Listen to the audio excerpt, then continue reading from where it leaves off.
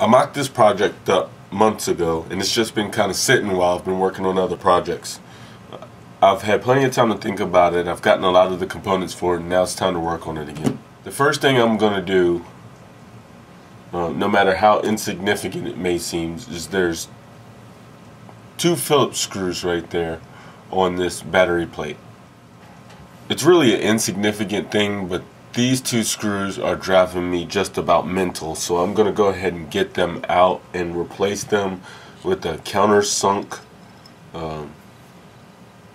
hex screw, M3. Now those are changed. I feel a lot better. It's time to actually start working on this thing. Team Baxter. So in order to keep good track of what I'm doing with this build, I'm going to take this step by step. I'm not going to jump ahead or around too much and explain what I'm going to do in bunches. I'll just do it part by part and explain what I'm doing as I'm doing it. First change I'm going to make to this AX10 is to get rid of these tires. There is nothing wrong with these tires. I'm sure they perform just fine, but I'm going to put a tire that I like a little bit better on there.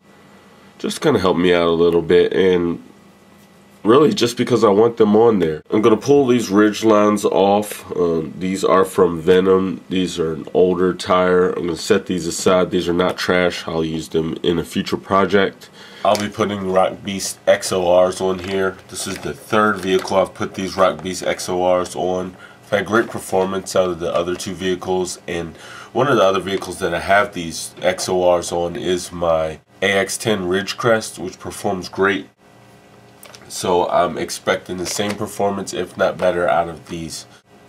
Not much else to say about the tires. I'm going to get them out of the package, get these foams into these tires, pull the ridge lines off of the AX10, and get these mounted on the existing wheels.